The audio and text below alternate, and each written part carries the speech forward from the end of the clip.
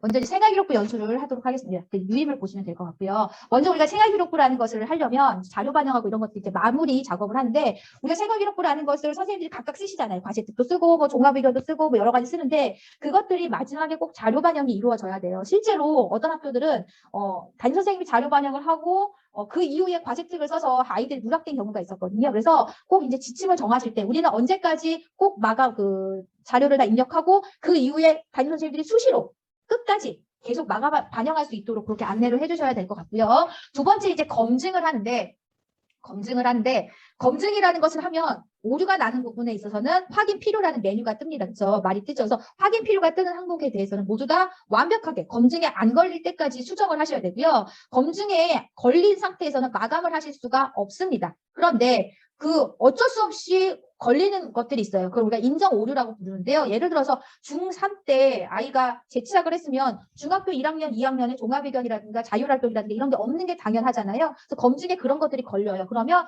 이거는 인정 오류니까 생각하시고 몸보로 인해서 아이가 없다. 이런 인정을 3학년 재취학생 뭐 이런 식으로 말을 남겨놓으시면 그러면 이제 인정 오류가 인정 오류로 인해서 검증에서 사라지는 걸 볼 수가 있을 겁니다. 그렇게 처리하시면 되고요. 그 다음에 생활기록부를 조회하고 출력을 하는데, 우리가 졸업하는 아이들에 대해서는 출력해서 보관하는 그런 어떤 것은 없어졌습니다. 그러나 우리가 생활기록부라는 것은 생활기록부 2를 출력해서 3회 이상 점검해야 된다라는 규정이 있기 때문에 학교에서는 완벽하게 된 생활기록부 2를 맨 처음부터 끝까지 다 검토를 해보실 필요가 있습니다. 3회 이상. 그럼 왜 생활기록부 2여야 되느냐? 항목별로 점검하신 학교도 있어요. 항목별로 점검을 하고 나서 생활기록부 2로 또 하셔야 돼요. 왜냐하면 항목이라는 것은 그 항목에 있는 오류만을 찾는데요. 보통 선생님들이 쓰시다 보면 어떤 일이 벌어지냐면 출결에 지각도 있고 조퇴도 있고 막 그렇게 많은 아이들이 있는데, 종합의견에 가서 지각이 한 번도 없을 정도로 매우 성실한 학생님 이렇게 쓰시는 선생님이 계세요. 그 다음에 공부를 상당히 잘하는 아이예요. 그런데 저 종합의견에서 기초학력이 부족하고 이렇게 쓰시는 선생님도 계시고요. 진로 희망 사유에는 교사라고 되어 있는데 종합의견에 간호사를 꿈꾸며 관련 교과에 관심이 많은 이렇게 쓰시는 분들도 계시거든요. 그러니까 그런 것들이 뭐 진로라는 것은 아이들이 수시로 바뀌기 때문에 무엇이 옳다라고 말할 수는 없겠지만 항목 간의 관련성, 연관성들이 있기 때문에 앞뒤를 같이 보시면서 검토해 보시는 것이 좋을 것 같습니다. 그래서 생활기록부 2로 하셔야 되고요. 다 한 다음에 이상이 없다 그러면 마감해 주시면 될 것 같습니다. 마감 관리에서. 네, 그 다음에 생활기록부 작성 시 유의사항인데요. 빨려서 좀 보시면요. 생활기록부 작성 시 유의사항인데, 우리가 이제 이 모든 사항이 다 유의사항이긴 하죠. 근데 우리가 가장 많이 범하는 오류 중에 하나가 뭐냐면, 생활기록부라는 걸 작성할 때 관리 주체, 작성 주체에 대해서 명확하게 기재 요령이 나와 있습니다. 대부분의 학교에서 가장 많이 실수하시는 게 뭐냐면 진로활동이에요. 학교가 진로교사에게 수업을 줄 때 진로와 직업이라고 하는 교과를 주시는 경우도 있고요. 창치 진로활동을 주시는 경우도 있고, 자유학기 진로탐색을 주시는 경우도 있어요. 근데 자유학기 진로탐색이라든가 이거는 자유학기 활동은 자유학기 담당교사가 입력하게 돼 있기 때문에, 자유학기 진로탐색을 진로교사가 수업을 했다 그러면 그분이 직접 입력하시면 돼요.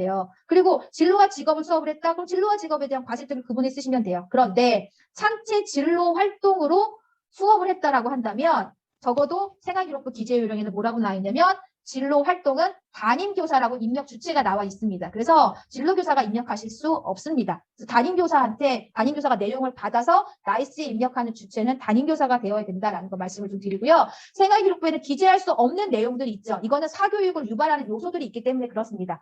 우리가 토익 점수를 생활기록 넣을 수 있다라고 하면 토익 학원에 아이들이 막 몰릴 거예요. 그런 것처럼 사교육을 유발할 수 있는 요소가 있는 것들을 계속 쳐내고 있잖아요. 그런 내용인데, 첫 번째, 공인 어학시험 안 되고요. 교회대회 참여 절대 안 됩니다.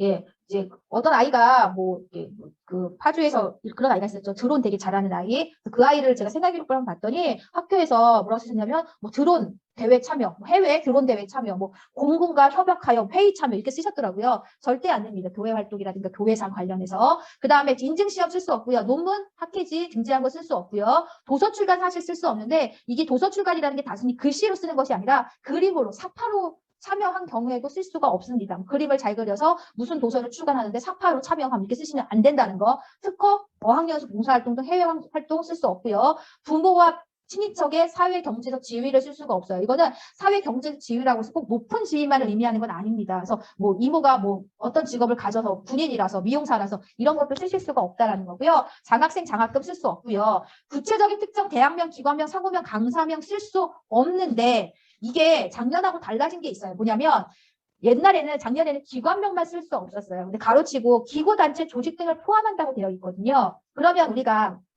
뭐 그렇거니라고 넘어갈 수도 있는데 유네스코, 유엔 이것도 기관이에요. 기구예요, 기구. 그런데 유네스코나 유엔이 교육 관련 기구가 아니잖아요. 그래서 유네스코라든가 유엔 같은 그런 것도 쓰실 수가 없습니다. 예, 없습니다. 그리고 이거와 관련돼서 고등학교는요, 고교 블라인드라는 걸 하죠. 왜냐면 대학 갈 때, 너 어느 학교 학생이구나. 그 학교 공부 잘해. 그럼 너는 2등급이지만 그 학교에서 2등급이면 우수한 학생이구나. 이렇게 어떻게 보면 학교의 배경에 영향을 받을 수 있잖아요. 그래서 생활교육부에 어디에도 학교를 유추할 수 있는 상황을 쓸 수 없다라는 게 고교 블라인드입니다. 그런데 고등학교에서 중학교로 오시는 분들이 선생님들이 헷갈리셔요. 중학교도 쓰면 안 되는구나. 그래서 학교 축제 뭐 파평제라고 쓰려고 안 돼. 파평제라고 쓰면 안 돼. 학교 이름 들어갔잖아. 안 돼. 이런 분들이 계신데 중학교는 고교 블라인드와 관계가 없기 때문에 학교명 쓰셔도 됩니다. 규제가 없습니다.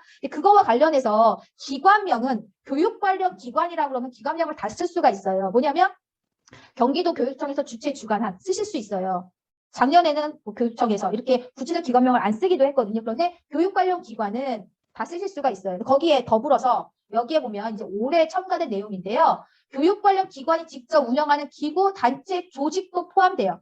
아까 제가 유네스코랑 유엔이라든가 그게 기구인데 교육 관련 기구가 아니니까 쓸 수 없다고 말했는데 그거와 반대로 진로교사 협의회가 단체잖아요. 그런데 교육청에서 허가를 낸 단체라고 한다면 교육 관련 기구 단체이기 때문에 쓰실 수가 있다라는 거예요. 그래서 쓸 수 있는 교육 관련 쓸 수 있는 것에 대해서는 기구 단체 조직이 늘어났고 그 외의 것들은 기구 단체 조직을 쓸 수 없다. 이렇게 줄어들었다라고 생각하시면 되고요. 강사명이 있는데 사람의 이름을 쓸 수 있느냐 없느냐를 판단할 때는 설민석이라는 사람이 있다. 설민석이가 우리 파평중학교에 와서 아이들한테 강의를 했어요. 라고 하면 우리 학교 학생들이 직접 참여한 강의의 강사이기 때문에 설민석의 이름을 쓸 수가 없지만 우리 학교에 설민석 씨가 온 적이 없어요. 비싸기 때문에 못 오시죠. 우리는 부를 수가 없어요. 그런데 이분이 TV에 나왔어요. 근데 아이가 보더니 와 설민석 강사님이 너무 역사에 대해서 많이 알고 말도 잘하고 참 그래요. 나는 그분과 같은 역사학자가 되고 싶어요. 라고 아이가 했다면 TV에 나온 설민석을 보면서 뭐 역사학자의 꿈을 꿈이라고 이름을 쓸 수가 있습니다. 그래서 단순히 직업이 직업이 강사가 아니라 강사가 아니라 학교에서 학생들을 대상으로 한 강의를 한 강사이냐 아니냐, 우리 학교에 직접 왔느냐 안 왔느냐 이거 판단하시면 되고요. 이거와 더불어서 우리가 그런 경우 있죠. 저자와의 만남. 저자와의 만남도 저자가 강사인 거예요. 우리 학교에 오셔서 직접 저자와의 만남을 했다라고 하면 그 저자가 곧 강사니까 그분 성함을 쓰시면 안 되겠죠. 이런 식으로 판단을 좀 해주시면 될 것 같습니다. 그 다음에 이제 인적사항 쓰시는 건데요. 인적사항, 학생이 인적사항을 쓸 때 바뀐 거는 별로 없고요. 어떤 거를 놓치실 수 있냐면 검정고시 출신 학생, 다른 신입생들은 초등학교 졸업 그 내용이 뜨잖아요. 자동으로 학력에. 그런데 검정고시 출신 학생은 검정고시 합격 여부를 직접 넣어주셔야 되니까 이거 넣어주시는 거 잊지 말으셔야 되고요. 올해 바뀐 게 뭐가 있냐면 외국인의 경우에는 외국인은 주민번호가 없는 애가 외국인이거든요. 우리는 뭐 생년월일 다시 뭐 1, 2, 3, 4로 시작하는 그 주민번호가 있잖아요. 그런데 1, 2, 3, 4가 아니면 외국인이에요. 5 땡땡땡 이런 식으로 하는 건 외국인입니다. 그러면 외국인의 경우에는 영문에 있는 그 여권에 있는 영문으로 씁니다. 제 이름이 이호상이지만 여권에 이호상이라고 안 써 있고 이렇게 써 있죠. L-E-E 이런 식으로 이름이 써 있잖아요. 이게 여권에 있는 영문으로 쓰셔야 돼요. 그래서 여권에 있는 모든 나라가 여권은 다 영문으로 되어 있잖아요. 그런데 중국 동포, 지금 우리가 조선족이라고 부르는 제외 중국 동포는요. 우리가 보통 그 아이가 여권에 이호상이라고 되어 있지만 집에서는 야 이호상 이렇게 불렀을 거잖아요. 그래서 그런 경우에는 우리나라에 갖고 있는 외국인 등록증이나 외국인 등록 사실 증명을 아이가 띄워오면 LEEHYO로 시작하는 영문과 함께 가르치고 이효상 이런 식으로 한글이 써 있는 경우가 있대요. 예, 있대요. 예, 그러면 이 아이한테 부모님한테 애가 이름이 이호상으로 이름 영어로도 써 있고 이렇게 한글로도 써 있는데 생활기록부에 어떤 걸로 쓸까요? 라고 해서 학부모 학생과 학부모가 희망을 하면 성명 표기 방식을 영어에서 한글로 바꿀 수가 있다는 거예요. 다시 말씀드리지만 우리가 그냥 너 이호상으로 해 이게 아니라 아이가 갖고 온 서류에 이름이 영어와 한국어가 병기되어 있는 경우에 선택할 수 있다라고 말씀을 드리고요.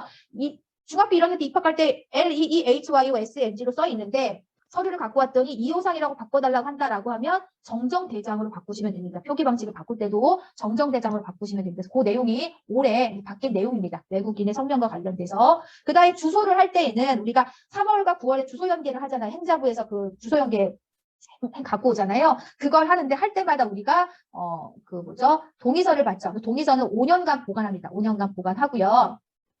만약에 이런 경우가 있어요. 선생님이 생활기록부에 주소를 입력할 때 129동 1101호 이런 식으로 입력을 했어요. 그런데 행자부 거를 주소 연계를 갖고 왔더니 거기에는 129동 1101호 이런 식으로 써 있으면 얘가 글씨가 다르기 때문에 이 두 개를 다르다라고 인식하고 두 줄로 뜹니다. 생활기록부에. 그러면 여기에 써 있죠.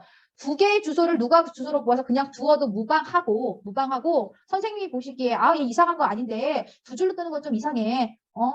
담임 선생님이 간략하게 입력한 거니까는 이걸 좀 지웠으면 좋겠어라고 하면 기존 걸 지우고 행자부에서 준 이 행공으로 온 얘를 살리는 거예요. 살리는데 여기에 보시면 새로 불러온 주소의 날짜를 삭제할 이전의 주소의 등록 날짜를 변경해 주어서 하시면 되겠습니다. 그런데 솔직히 말씀드리면 등록 날짜는 생활기록부에 반영되진 않아요. 나오지는 않아요. 그런데 이런 방식으로 하라고 교육청에서 공문을 작년에 보내셨기 때문에 이런 거 보시면 될 것 같고요. 인적 및 학적성 관리에서 이제 뭐가 있냐면 학생들의 비밀 전학이라든가 이런 것들 비밀 전학 오는 아이들은 생활 기록부에 어디에도 나오진 않아요. 근데 비밀 전학 왔다라는 것을 담임 선생님이 아시잖아요. 그러면 주소가 이전됐을 때 누가 주소를 기록하지 않는다라는 것 알아두시면 될 것 같고요.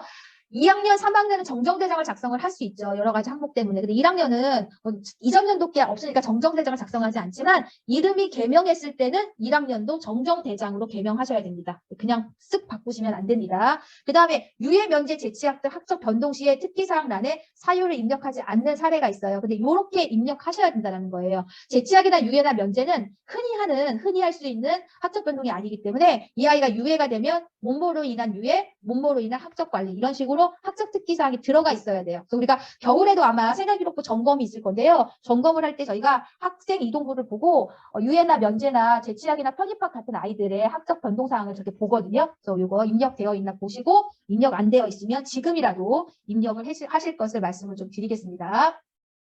그 다음에 이제 인적 학적 사항 중에 학적이기 때문에 우리가 요즘 위탁 가는 아이들이 많이 있잖아요. 근데 위탁이 워낙 다양해요. 되게 복잡해요. 학교마다 좀 이 아이가 어느 곳으로 위탁 가느냐에 따라 성적을 산출해 주는 곳도 있고 성적을 산출하지 않는 곳도 있고 되게 다양한데요. 일단 이제 사례를 보자 그러면 소년 보호기관으로 위탁 간 아이들이 있습니다. 이게 소년 보호기관이라는 것은 소년원이에요. 예, 아이들이 이제 죄를 져가지고 구금되는 거죠. 소년 보호기관. 근데 소년 보호기관이 되게 많아요. 서울 소년원, 안양 소년원, 고봉 여러 가지가 있는데 그 중에 성적 처리를 해주는 소년원이 있고 성적 처리를 안 해주는 소년원이 있습니다. 그래서 그것은 생활기록부 뒤편에 보면 나와 있거든요. 그걸 참고하시면 되고요. 또 이제 참고로 생활기록부 뒤편에 대구 소년원이 성적 처리를 안 해주는, 성적 산출을 안 해주는 소년원이었는데 2021년도 8월부터 성적 처리를 해주는 소년원으로 바뀌었다고 해요. 참고해 주시면 될 것 같고요. 그 다음에 대한교육기관도 위탁교육기관이 있는데 그중에 학생 미혼모를 대상으로 하는 대한교육기관이 있다고 합니다. 거기에 간 아이들은 출석 일수도 인정, 교과 성적도 인정, 비교과 영역도 인정이에요. 무슨 말이냐면 거기서 출석 일수를 주니까 우리는 거기에 있는 걸 그대로 입력하시면 되고요. 교과 성적도 인정이다. 성적을 산출해 주겠다는 얘기예요. 그 다음에 비교과 영역, 창의적 체험 활동이라든가 이런 내용도 다 줄 테니 그대로 써라. 이게 인정입니다. 여기에 또 차이 나는 걸 보시면 어떤 것만 차이 나냐면 여기 있죠. 아동보호 전문기관과 건강장애는 교과 성적이 미인정이에요. 무슨 말이냐면 아동보호 전문기관은 자체적으로 시험을 보고 성적 처리를 해줄 수 있는 곳이 못 돼요. 그래서 아동보호 전문기관에 들어가 있는 아이는 시험 성적을 우리가 처리해야 돼요. 수행평가라든가 집필평가를 우리가 처리해야 됩니다. 그건 이제 학교 규정에 따라서 처리하시면 되고요. 건강장애 학생은 애가 아파서 병원에서 입원해 있거나 집안에서 이제 약간 애가 안정을 취하면서 원격 수업을 듣는 아이들인데 얘네들도 그 기관에서 성적 처리를 해주지 않습니다. 그래서 우리가 처리를 해야 돼요. 그래서 아이가 시험 보러 오면 시험 보는 대로 처리해 주시면 되고요. 만약에 아이가 학교에 못 왔다, 아프다, 못 오겠다 그러면 얘는 병결로 처리를 해주시면 되겠습니다. 그래서 인정이 아니라 그 위탁 학생들 처리하는 게 어디에 갔느냐에 따라서 달라질 수 있으니 이걸 참고해서 출석이나 성적이냐 비교과 영역을 참고해 주시면 될 것 같고요. 비교과 영역을 줄 때 창체 이렇게 입력해 주세요라고 이제 보내주거든요. 그런데 내용을 잘 읽다 보면 우리는 쓰지 말아야 될 문구들을 그쪽에서 써주시는 경우가 있어요. 왜냐하면 그곳은 정식 학교가 아니다 보니까 이 생활기록부의 기재 금지에 대한 항목을 잘 모르시는 거죠. 그래서 보시고 이거 쓰면 안 되는데 써왔네라고 하면 그쪽에 다시 이거 고쳐주세요라든가 아니면 학관이 심의를 통해서 학교에서 배제하시고 쓰시면 됩니다. 그래서 입력 금지 사항이 있는지 내용을 한번 살펴보실 필요가 있다라고 강조를 해드립니다. 그다음 소년 보호 기간 좀 전에 좀 말씀을 드린 거예요. 드린 건데 이 아이들은 위탁 처리를 하잖아요. 위탁 처리를 하는데 대안교육기관으로 위탁을 하면 제가 여기 볼게요. 학적에 위탁학생 관리에서 위탁 등록을 하는데 여기 등록을 할 때 여기 위탁 이렇게 있죠. 그럼 위탁 교육 구분이 이렇게 있어요. 이렇게. 그런데 여기 딱 보시면 얘 직업 뭐 대안교육 위탁기관 같구나. 얘 병원학교구나. 원격 수업이구나 있잖아요. 근데 여기서 소년원은 기타로 하시는 거예요. 소년원 갔을 경우에. 그래서 그 내용이 지금 써 있다라고 생각하시면 돼요. 여기 써 있죠. 여기 어디냐? 여기 있죠. 대안교육기관 대안교육 위탁으로 병원학교를 원격 수업으로 나머지는 기타로 이렇게 써 있잖아요. 건강장애 학생은 병원학교 또는 원격 수업으로, 그리고 나머지 소년원은 기타로 이렇게 써 있습니다. 그래서 그 위탁 기관이 어디냐에 따라서 구분을 해주시라는 거, 이 내용이고요. 중학교는 솔직히 뭐 어떻게 하든지 큰 차이는 없어요. 근데 고등학교 같은 경우에는 직업 위탁 가면은 생활기록부에 직업 위탁이라고 떠요. 학적상 위에. 그런데 소년원 같다고 위탁 기관이 그 이름 위에 뜨면 안 되겠잖아요. 그래서 고등학교 같은 경우 소년원을 기타로 하면 소년원은 생활기록부에 어디에도 소년원 같다라는 위탁 기관이 들어오지 않습니다. 그래서 소년원을 기타로 한다라고 생각하시면 될 것 같습니다. 그렇고요. 이거는 너무 어려운 내용인데요. 복잡해요. 그러니까 혹시 소년원 간 아이들, 보호처분 받은 아이들이 있는 학교에서는 꼼꼼하게 좀 읽어보실 필요는 있어요. 위탁학생에 대해서 위탁학생은 성적을 받아오잖아요. 월마다 받아오거든요. 그럼 받아오면 위탁학생 출결 관리에다가 이렇게 입력을 해주면 된다라는 입력 예시를 보여주는 거예요. 출결. 그러면 이제 어떤 경우가 있냐면 이런 경우가 있는 거죠. 이런 경우. 여기 써있죠. 여기. 아이가 4월달 며칠은 우리 학교에 있다가 중간에 위탁교에 갔어요. 그럼 4월은 어떻게 해야 되느냐?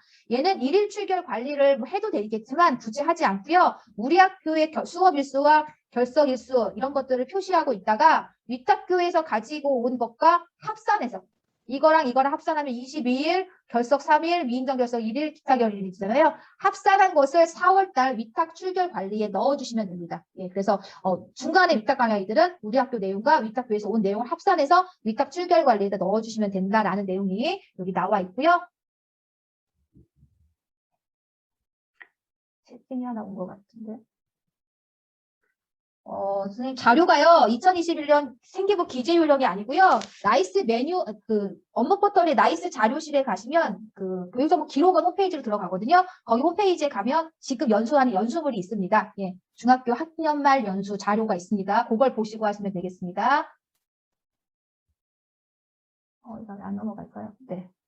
그래서 이제 지금 여기 있는 내용들은 위탁생의 인적사항이라든가 학적사항이라든가 또는 자료가 왔을 때 출결사항이라든가 들어가는 이 메뉴가 나와 있고요. 우리가 보통 이제 여기에 보면은 위탁학생 창의적 체험활동 관리라고 해서 자율활동, 동아리활동, 진로활동, 뭐 이런 내용들을 다 넣는 란이 있어요. 그래서 여기에 해당 영역에다가 위탁에 감이 있으니까 그 넣는 예시를 보여드리는 거고요. 그 외에 진로활동 희망 분야라든가 독서활동 상황이라든가 종합의견 같은 경우에는 위탁의 메뉴에 없다고 당황하지 마시고 우리 다른 아이들 넣는 동일한 위치에다가 같이 넣어주시면 됩니다. 이거 보시면 될 것 같습니다.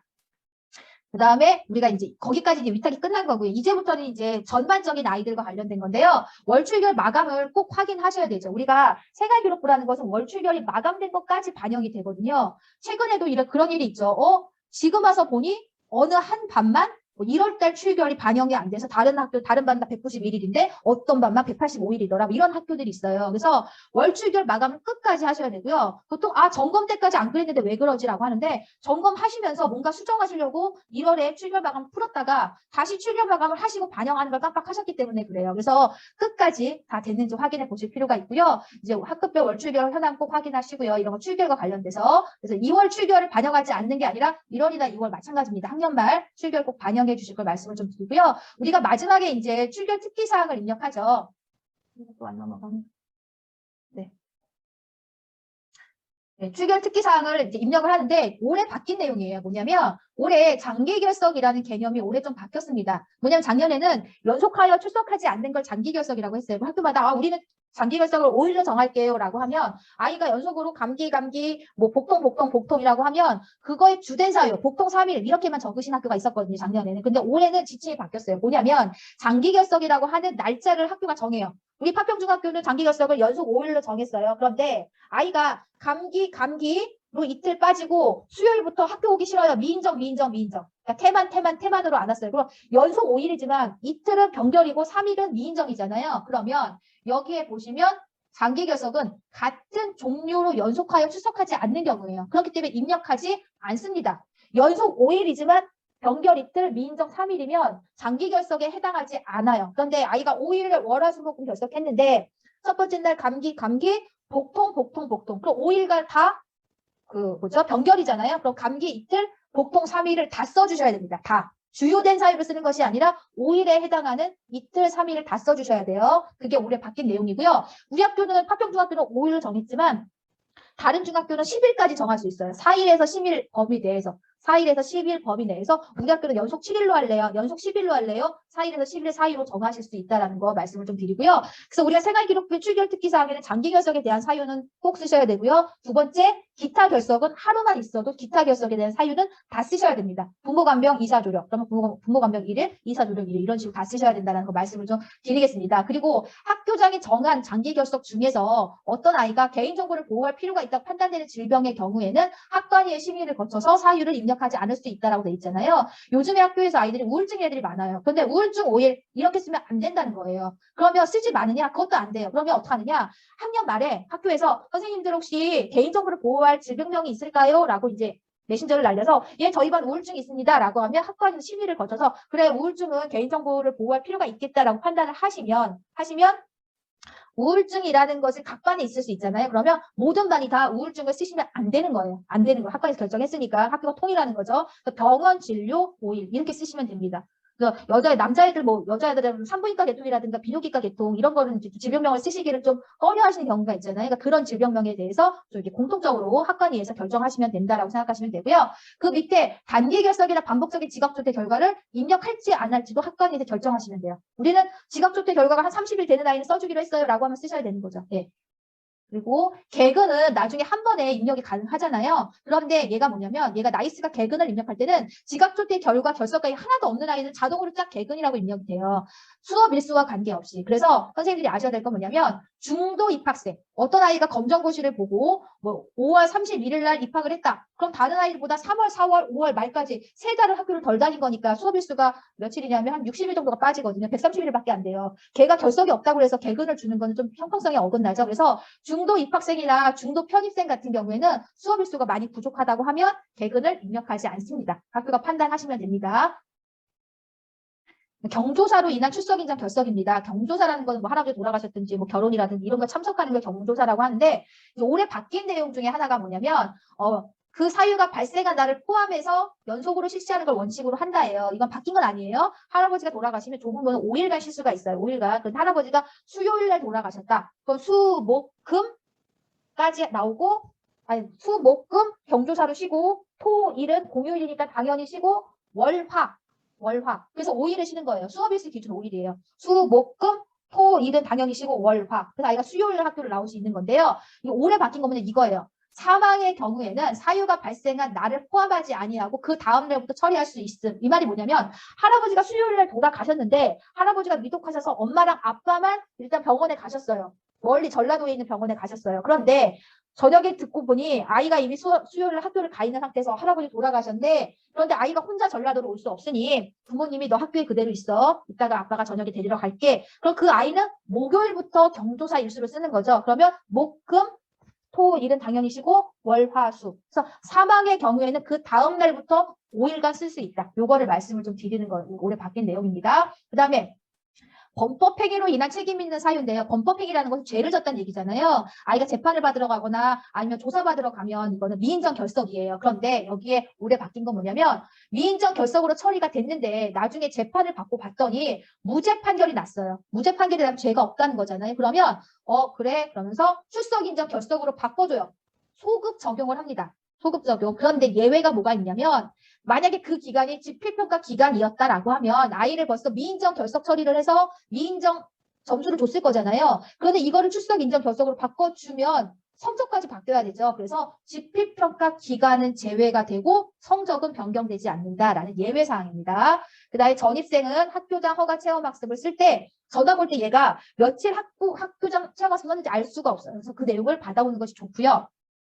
학생 선수는 15일 이내에서 출석 인정 결석 대회라든가 그 훈련을 걸로 15일간 가능하죠. 작년에는 30일이었거든요. 그 내용이 줄었습니다. 15일로. 그리고 출결 특기사항에 우리가 가해 조치사항 쓰잖아요. 이거는 4호, 5호, 6호는 받은 즉시 입력해야 된다. 놓치시면 안 된다라는 거 다시 한번 강조드립니다.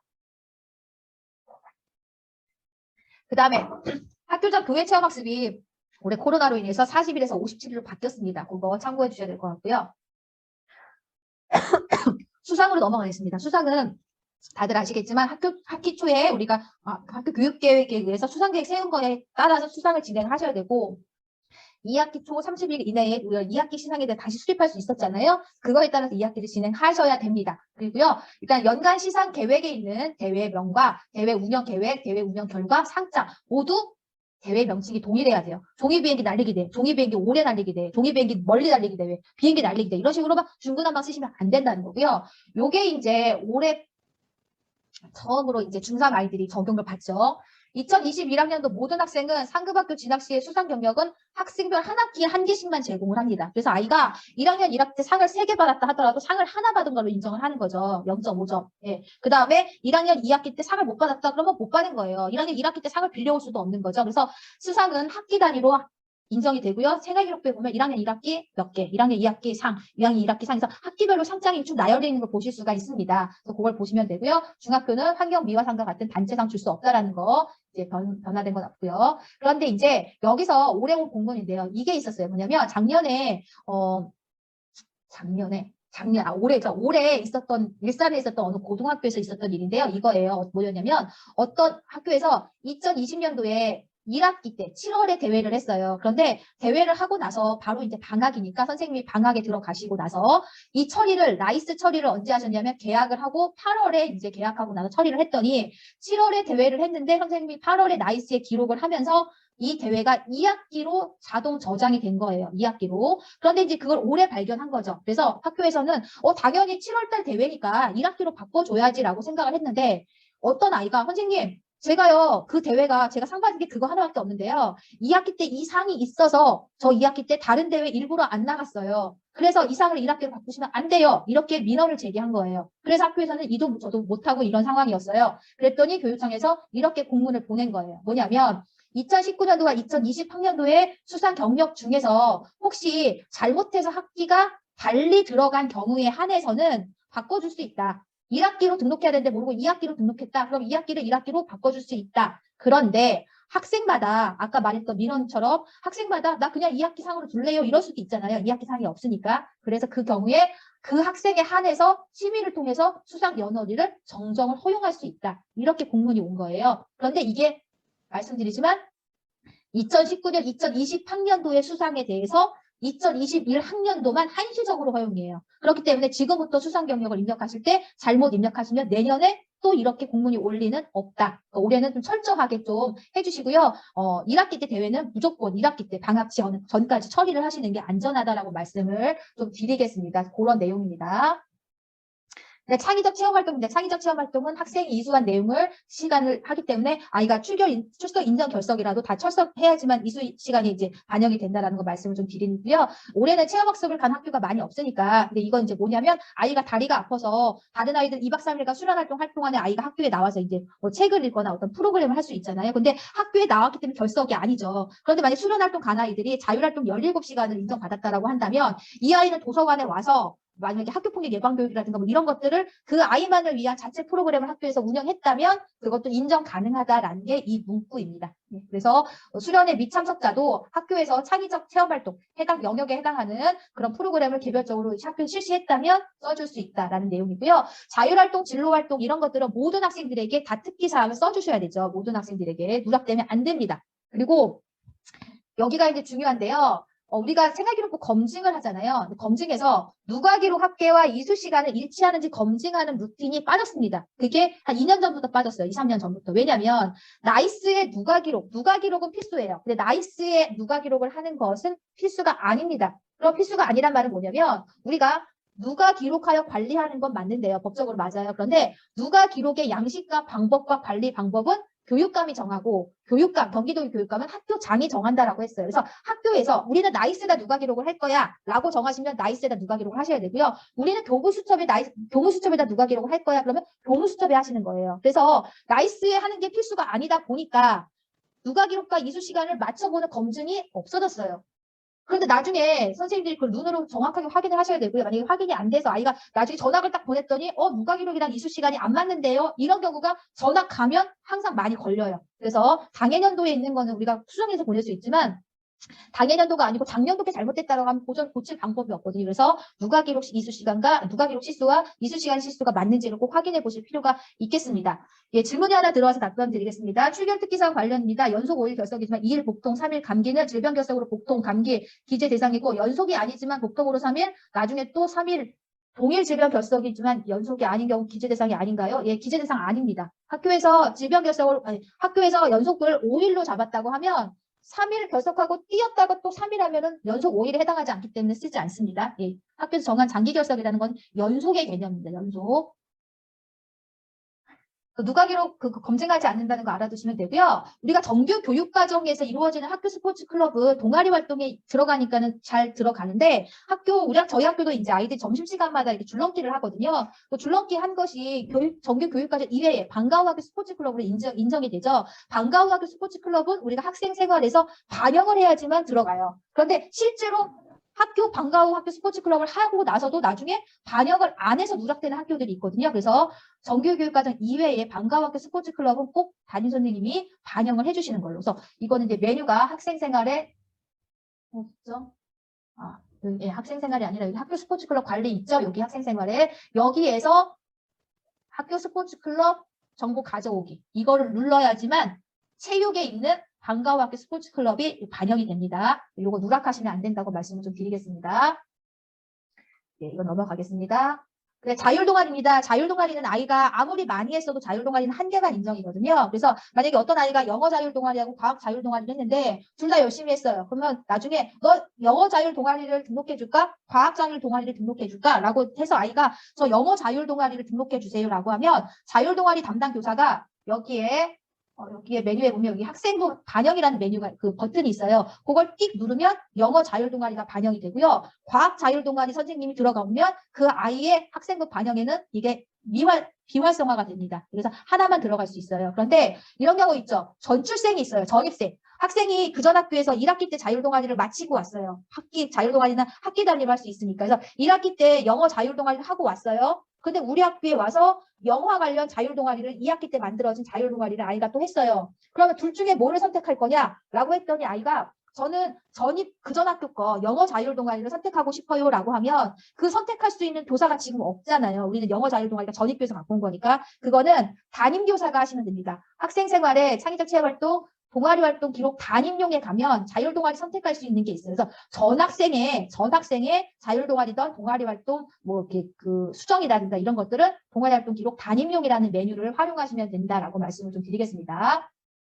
근데 봉사활동 실적입니다. 봉사활동은 받는 대로 1365나 이런 거 바로바로 등록하시면 되겠고요. 동일 학생에 대해서 시작일자와 종료일자, 봉사활동 영역이나 장소 또는 주관계획이 같으면 입력이 불가하다. 왜냐면 똑같은 걸 두 번 넣는 오류를 범할 수 있기 때문에 얘가 자체적으로 못 들어가게끔 만들어놨어요. 그랬더니 이제 어떤 오류가 발생하냐면 어떤 아이가 3월 2일부터 뭐 1월 19일까지 방송부 학교 방송 지원 이라는 걸 받았어요. 근데 또 똑같은 기간에 분리수거를 했어요. 라고 하면 기간이 같기 때문에 저장이 안 될 경우가 있어요. 그럼 어떡합니다? 라고 말씀하시는데요. 그럴 경우에는 어떡하냐면 시간이 5시간 방송부 활동 그 다음에 두 번째 분리수거다라고 하면 그걸 합쳐서 10시간 해가지고 방송부 활동 컴마 분리수거 이렇게 쓰시면 됩니다. 네. 그 다음에 이거네요. 요즘에는 봉사활동 특기사항이 없죠. 그렇기 때문에 봉사활동 내용에 1365에서 오는 내용들 중에 보면 그냥 말벗 봉사, 환경 정화 활동 이렇게 간략하게 오는 게 아니라 식판 배식을 성실히 했고 모모를 잘했고 이런 식으로 정성적 평가가 오는 경우가 있다고 해요. 고등학교 아이들이 봉사 특기사항을 못 쓰다 보니까 이제 써달라 이렇게 부탁을 하는 것 같아요. 그래서 1365에서 오는 외부 봉사활동 내용 중에 봉사활동 내용이 정성적 내용이 들어있다면 선생님들께서 수정하셔서 객관적 사실만을 넣어주실 걸로 말씀을 좀 드리고요. 창의적 체험활동은 학교에서 일어난 일도 다 입력이 가능하지만 바깥에서 일어난 체험활동도 입력이 가능하잖아요. 근데 입력의 조건이 있죠. 입력의 조건이 뭐냐면 입력의 조건이 조건이 이거죠. 학교장의 승인 하에 교육 관련 기관에서 주최 주관하고 국내에서 활동이어야 된다라는 조건이 있습니다. 그럼 학교장의 승인이 뭐냐면 예를 들어서 파평중학교 아이들이 선유중학교에서 하는 진로 체험 활동에 참여했어요. 그러면 보통 우리가 참여할 때 이 아이들이 몇 교부터 몇 교시까지 어느 학교에서 참여하겠다. 출석 인정 결석 처리해달라라든가 선유중학교에 참석자 명단을 띡 보낼 때가 있잖아요. 그런 게 학교장 승인이에요. 만약에 학교장 승인을 안 받았다면 추후 승인이라도 받아 놓으셔야 됩니다. 두 번째, 교육 관련 기관에서 주최 주관하셔야 돼요. 선유중학교라는 중학교에서 주최 주관한 걸 파평중학교 애들이 가서 한 거니까 가능해요. 그런데 만약에 파주시청에서 주최 주관한 행사에 파평중학교 애들 참여했다. 파주시청은 교육 관련 기관이 아니잖아요. 그러니까 참여해도 쓸 수가 없어요. 세 번째, 장소가 국내여야 돼요. 파주시청에서 청소년 아이들을 데리고 저기 호주 여행을 다녀왔다. 아무리 그게 교육적으로 훌륭한 체험활동이라 하더라도 파주시청에서 주최 주관했고 호주에서 일어난 일은 쓸 수가 없다라고 말씀을 좀 드리고요. 교육 관련 기관이라고 해서 그러면 파평중학교 애들이 저기 문산 수업고에 가서 진로 뭐가 체험을 하고 그냥 쓸 수 있느냐? 안 됩니다. 동일 학교 급이어야 돼요. 그래서 고등학교, 중학교 아이들이 고등학교에 가서 체험한 거 반대로 중학교 애들이 초등학교에서 체험한 것도 쓸 수가 없습니다. 동일 학교 급 교육 관련 기관에서 주최 주관한 행사에 대해서 쓸 수 있고요. 또 여기에는 안 나왔지만 뭐가 있냐면 우리가 고향 킨텍스에 가보면요. 교육부와 과학창의재단이 공동으로 주최 주관한 행사들이 참 많아요. 그런데 교육부는 교육 관련 기관이에요. 그런데 과학창의재단은 교육 관련 기관이 아닙니다. 그렇기 때문에 공동으로 주최 주관한 경우에는 두 곳이 다 저 조건을 만족해야 돼요. 교육 관련 기관이어야 됩니다. 그런데 그렇지 않기 때문에 써줄 수가 없다라고 말씀을 좀 드리겠습니다. 네, 질문이 또 하나 들어왔는데요. 스포츠 클럽, 동아리 활동 체육 선생님 한 분이 저희 반 전체 일주일에 한 번씩 수업하시는데 누가 기록을 안 하시는데 하시라고 해야 되나요? 누가 기록이 안 된다고 하는데 어떻게 해야 되나요? 근데 이 말씀이 제가 무슨 말씀인지 모르겠어요. 왜냐면 이거 나중에 구체적으로 한번 이따가 끝나고 나서 저한테 한번 음성으로 질의해 주세요. 왜냐면 이 스포츠 클럽이 어디에 자유학기냐, 뭐 상체 동아리냐, 어디에 배정되느냐에 따라서 달라질 수 있거든요. 그 나중에 답변 드리도록 하겠습니다. 창의적 체험활동, 누가 기록을 할 때 아이가 결석하거나 만약에 창의적 체험활동이 2시간 중에 아이가 1시간만 결석했다라고 하면 그 자동으로 빠진다라는 게 올해 기능 개선된 겁니다. 그 다음에 우리가 자율활동에 임원 쓰시잖아요. 임원 쓸 때 매번 바뀌지 않고 강조하는 거 있죠. 1학년은 입학일 날부터 3월 2일부터 2월 28일까지, 2학년은 3월 1일부터 2월 28일까지, 3학년은 3월 1일부터 졸업식까지 임원의 임기를 씁니다. 예, 그리고 전교회장 이런 임원 예, 임기들은 내부 결제 낸 거 보시고 하시면 되고요. 만약에 임기가 2학기하고 1학기, 2학기와 그 다음에 1학기로 임원의 임기가 있는 경우에는 반학기씩 나눠서 생활기록부에 기재하셔야 돼요. 반학기씩 나눠서. 왜냐면 생활기록부라는 것은 학년도 단위이기 때문에 이번 학년도 2학기에 있는 내용은 전교회장 가르치고 2021년도 9월 1일부터 뭐 2022년도 2월 28일까지 그리고 내년도 전교회장을 이어서 하면 내년도 학년도에다가 3월 1일부터 뭐 8월 31일까지 이렇게 입력하시면 되겠습니다. 봉사활동은 어떠한 이유에서든지 8시간을 초과할 수 없습니다. 8시간을 초과하는 것은 예외적으로 헌혈만 해당돼요. 헌혈. 내가 6시간 봉사활동을 했는데 헌혈 4시간, 10시간 인정해 주는 건 가능한데요. 헌혈은 중학교는 불가합니다. 그러니까는 중학교는 8시간 꼭 지키셔야 된다라고 말씀을 좀 드리겠습니다. 그다음 인정할 수 없는 봉사활동이 있어요. 봉사활동이라는 것은 시도 지침에 따릅니다. 서울시의 봉사활동 지침과 경기도의 봉사활동 지침이 다릅니다. 그래서 우리가 봉사활동이 되는지 안 되는지를 확인하는 것은 우리가 2021 봉사활동 계획이 1월인가 2월에 왔어요. 공문으로. 그걸 봉사활동 담당 부서에서 이제 인지하고 계시다가 봉사활동 여부를 판단하셔야 됩니다. 그래서 경기도는 일단 봉사활동 호양교육 회의 참석 이런 거 기자단 활동 안 된다라고 되어 있기 때문에 그거 이제 하시면 될 것 같고요. 해외 봉사활동을 우리가 국내 사전 사후 모임도 안 됩니다. 평가회를 한다던가 사전에 뭐 준비하다던가 이런 거 모임하는 거 안 된다. 그 다음에 뭐 토론 이런 거 안 되고요. 쭉 보시면 그런 내용들 있습니다. 그래서 그리고 우리 경기도에서는 또 학생이 돈을 내고 하는 봉사활동 안 됩니다. 1원이라도 내면 안 돼요. 1원이라도. 그래서 우리가 예전에 어떤 게 있었냐면 신생아 모자뜨기가 있었잖아요. 신생아 모자뜨기는 아이가 돈을 내고 그 모자뜨기 키트 세트를 사야 돼요. 사서 모자를 떠서 보내면 12시간을 인정해 줬거든요. 그런데 아이가 돈을 내고 그 키트를 사야 되기 때문에 이제는 안 됩니다. 그런데 이제 어떤 경우가 있냐면 그렇기 때문에 요즘 나오는 신생아 모자뜨기 같은 경우에는 아이들이 돈을 내고 키트 사는 게 아니라 이제 성인들이 돈을 지불하면 그걸로 이제 키트를 사서 학생들한테 무료 배부를 하고 학생들이 그걸 떠갖고 내보내는 형식이거든요. 그래서 아이들의 돈이 들면 봉사활동을 인정할 수 없다라는 거, 그래서 그거를 아이들한테 인지시켜 주실 필요가 있다고 말씀을 좀 드리겠습니다. 그래서 가장 구체적인 것은 계획, 봉사활동 지침을 보시고 판단하시고 그래도 어렵다라고 하면 학교의 봉사활동 운영위원회에 봉추위에서 이제 그걸 심의하셔야 된다라고 말씀을 좀 드리겠습니다. 요거에서 말씀드린 거고요. 창출 동안, 그건 이따 말씀드릴게요. 다독상 수상자가 한 명인데 장려상 등위는 1위로 입력하면 되나요? 예, 1위로 입력하시면 됩니다. 과목별 세특입니다. 과목별 세특은 선생님들이 주저리 쓰시는데요. 우리가 1학년 과세특은 필수죠. 2학년, 3학년의 과세특은 필수가 아니기 때문에 학교에서 입력 범위를 정하시면 돼요. 우리는 뭐 50% 써주자 이렇게 하시면 되고요. 연계 자유학기도 교육부형이 아니고 우리가 경기도형이라면 입력 범위를 정할 수 있으나 예, 자유학기라는 것이 취지상 많은 아이들을 써주십사 하는 게 안내사항입니다. 많은 아이들 써주시면 될 것 같고요. 1학년 아이들 과세특을 쓸 때 이제 전학생 같은 경우 이런 경우가 있죠. 어떻게 있냐면 성적에서 성적 처리해서 과세특을 쓰시는데 전학생이 있어요. 전학생. 그러면 여기에 보면 얘가 전학생이에요. 제가 이제 전학 와서 한 내용이 있죠. 듣기를 잘함 이렇게 만약에 제가 쓴다고 해봐요. 그럼 저장을 눌렀더니 특기사이 존재합니다라고 나와요. 그러면 얘가 어떻게 하냐면 실수 저장할 수가 없다는 얘기죠. 그러면 아이의 이름을 누르면 그 전 학교에서 써온 내용이 보입니다. 그러면 국어잖아요. 일단 그 학교 쓴 걸 갖고 와요. 갖고 와서 여기서 갖고 온 다음에 듣기를 잘함. 이렇게 제가 쓰고 싶은 말을 우리 학교에서 한 수업 내용을 적으셔서 저장하시면 돼요. 네, 이렇게. 그래서 전 학생들은 내용을 추가하실 경우 이렇게 불러와서 저장을 해야 되고요. 여기에 더불어서 한 가지 더 말씀드리면 예를 들어서 이 학생이 생활 중국어 과세특을 갖고 왔어요. 그런데 문제가 우리 학교에는 생활 중국어가 없어요. 1학년에.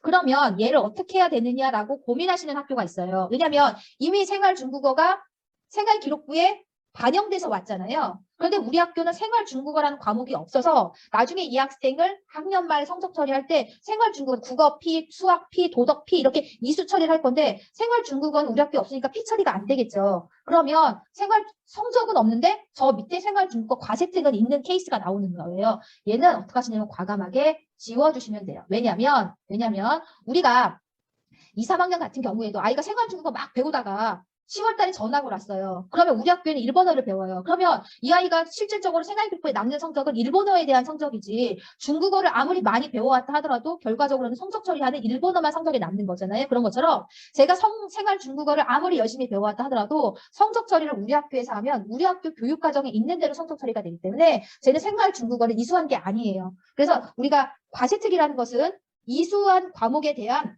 정석적 평가예요. 이수한 과목에 대한 교사의 활동 내용이 평가로 들어가는 게 그것이 과세특이기 때문에 우리 학교에 없는 내용이라고 우리 학교에 없는 과목이라면 삭제해 주시면은 생활기록부에서 그 생활중국어에 대한 과세특이 빠집니다. 그런데 삭제했는데 아차 지우면 안 되는 거였네 라고 하면 어떻게 살리시냐면 여기 삭제 취소 버튼 있죠?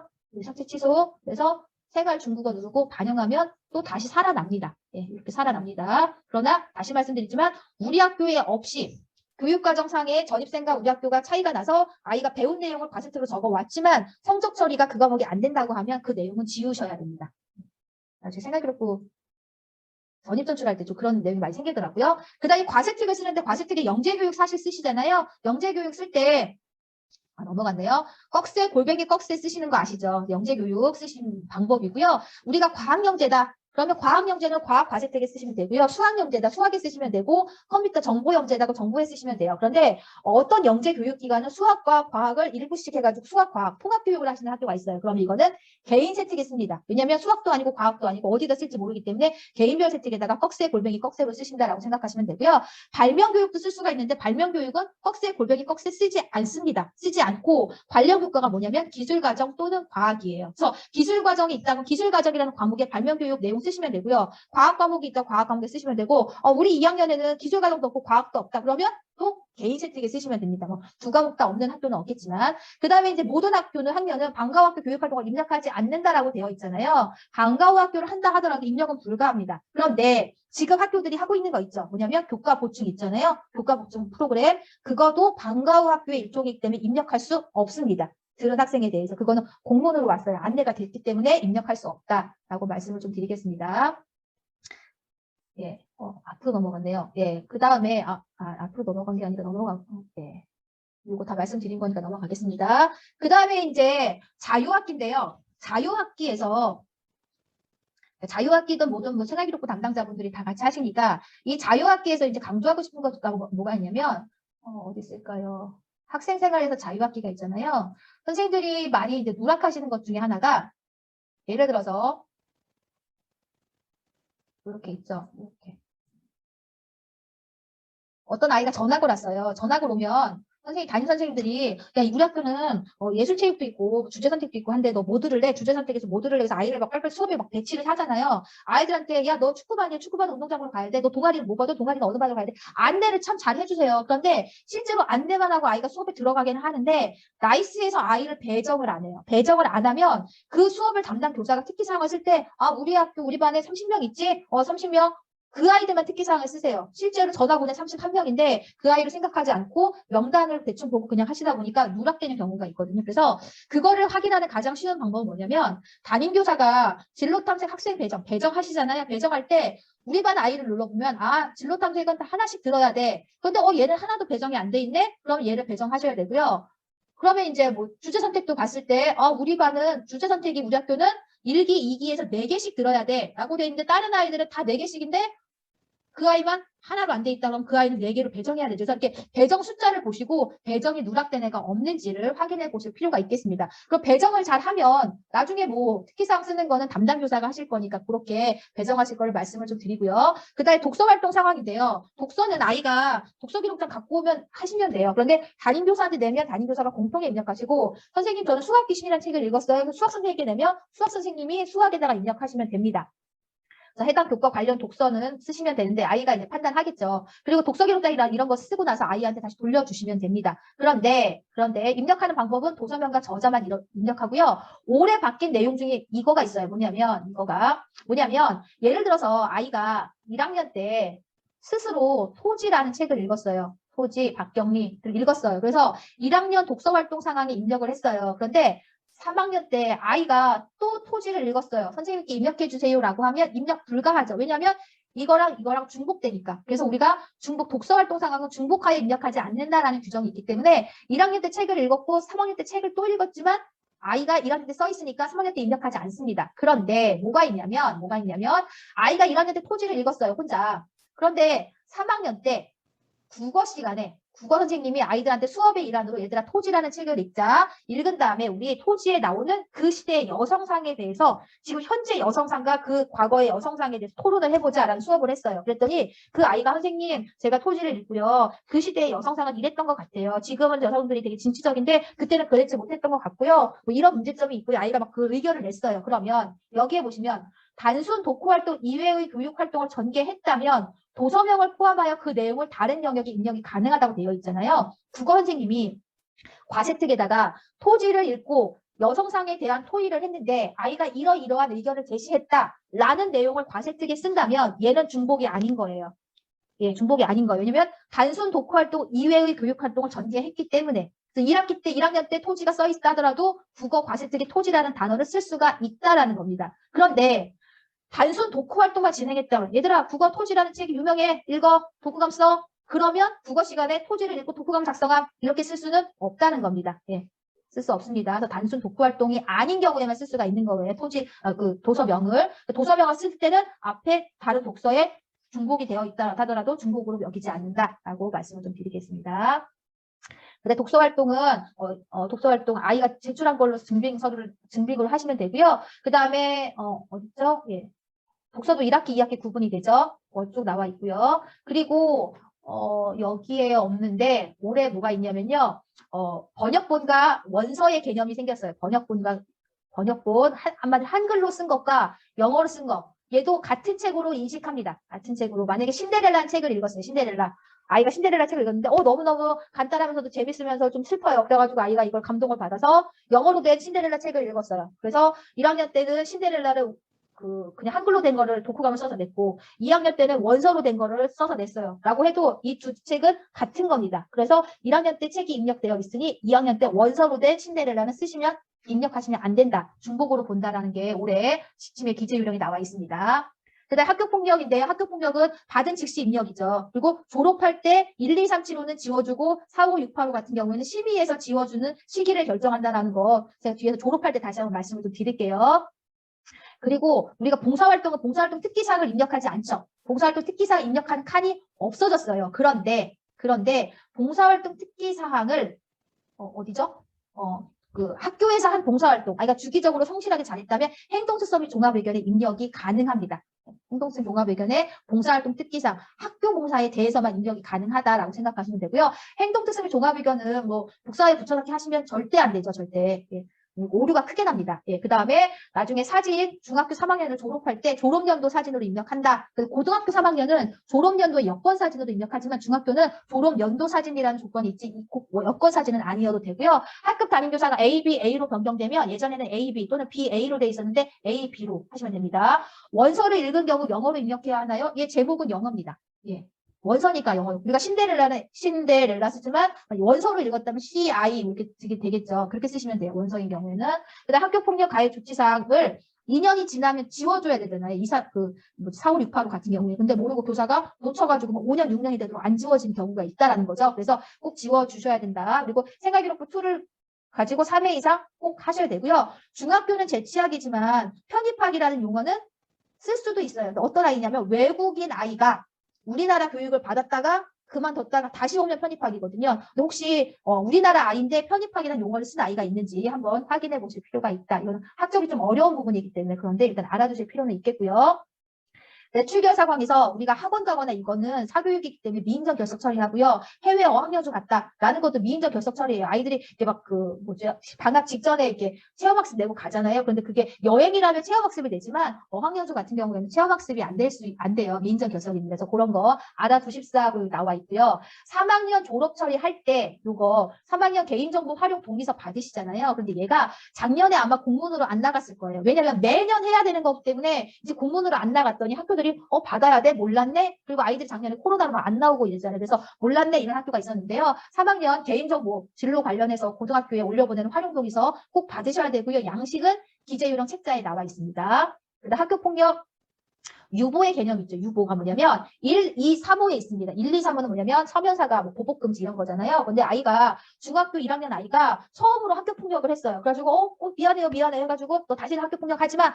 그래가지고 결과적으로 1호를 받았어요. 서면사과. 그러면 서면사과를 하면 학교폭력을 처음 받은 아이가 서면사과라는 걸 시행을 하면 너 한 번 봐줄게. 생활기록부에 안 써줄 거야. 그게 기재유보예요. 그런데 아이가 나중에 또 학교폭력을 또 저질렀어요. 그러면 너 한 번 봐줬는데 또 저질렀네. 이번에 못 봐줘 하고 1호와 함께 그 다음에 받은 것까지 같이 넣어주는 게 그게 기재유보거든요. 예, 기재유보입니다. 그래서 그런데 이제 이게 있죠. 아이가 작년에 중1 때 1호를 받았어요. 그런데 기재유보가 됐어요. 그런데 아이가 중학교 2학년 때 또 사고를 쳤어요.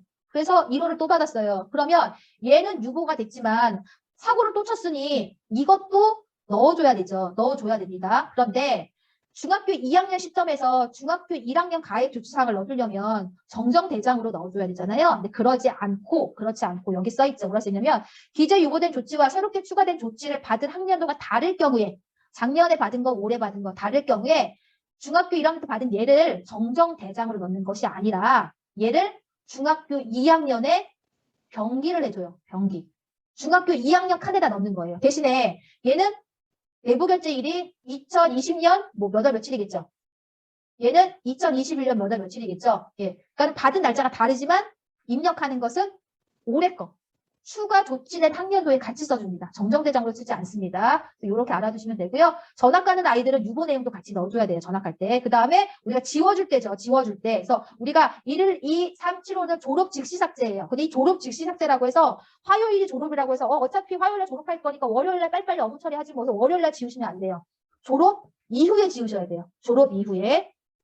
그리고 졸업 후 2년 이라는 것은 그 아이가 졸업한 시점으로부터 2년 후니까 2년 전 1월 5일 날 졸업을 했다? 그러면 2년 후 1월 5일 이후에 지워주셔야 돼요. 예, 그래서 1, 2, 3, 7호라는 것은 졸업 즉시 삭제고요. 얘는 몇 건이 있든지 간에 졸업 즉시 삭제입니다. 그런데 4, 5, 6, 8호는 졸업 후 2년 후 삭제가 원칙이에요. 그런데 아이가 4, 5만 받았고 그 이후로 너무너무 착하게 살았다라고 한다면 여기 써있죠. 아이가 괜찮으면 써있지 않네요. 예, 심의를 합니다. 얘가 이렇게 착해 졌으니까 우리 그냥 졸업 즉시 삭제해 줍시다 라고 심의를 해서 졸업 즉시 삭제로 바꿀 수도 있어요. 그렇죠? 그런데 그 심의할 수 있는 대상자의 조건이 뭐냐면 학교 폭력이 2건 이상이면 안 돼요. 2건 이상이면 안 돼요. 4, 5를 받았는데 나중에 아이가 또 1호를 또 받았다 라고 하면 1호는 지워줄 수 있지만 4, 5는 심의 자체가 안 됩니다. 2건의 사고를 쳤기 때문에 또는 아이가 사호를 받았는데 이 사호를 받은 날짜가 졸업이 1월인데 얘가 만약 9월 7일 날 받았다. 2월 28일자 기준으로 6개월을 조치받은 지 6개월이 경과되지 않으면 심의가 될 수 없습니다. 그래서 2월 28일 기준으로 6개월이라는 것은 8월 31일까지잖아요. 8월 31일 이전에 받은 내용에 대해서만 심의할 수 있습니다. 심의 대상자가 될 수 있다는 거 말씀을 좀 드리겠습니다. 그래서 그 내용들 지워주는 내용과 관련된 내용이고요. 네. 그래서 이거는 자료 반영 검증은 아까 말씀드렸죠. 그래서 끝 때까지 선생님들이 다 입력하고 반영을 수시로 눌러서 누락되는 일이 없도록 해야 되고 인정 오류 빼고는 모두 다 입력 검증해서 다 해결을 해야지만 마감이 된다. 그래서 마감하지 않으면 인정 오류가 검증해서 완벽하지 않으면 마감이 되지 않습니다. 그다음에 정정대장인데요. 정정대장은 꼭 4단 결제여야 된다라고 말씀을 드리고요. 담당자를 보통 우리가 협조로 많이 넣잖아요. 담당자도 협조로 넣으시면 안 되고요. 공람으로 넣으셔야 됩니다. 왜냐면 담당자를 협조로 넣으시면 교무부 단위와 같은 칸에 이름이 2개가 떠요. 그래서 협조로 넣지 마시고 공람으로 처리를 하셔서 꼭 담당자, 담임, 부장, 교감, 교장 이렇게 4명만 이름이 나오도록 그렇게 처리하시면 될 것 같고요. 정정대장은 우리가 감사 1순위라는 거 다들 아시죠? 그래서 철저하게 법정장부이기 때문에 철저하게 하셔야 된다라고 말씀을 드립니다. 글자 수 제한이 있다 거고요. 그 다음에 이제 자유학기인데요.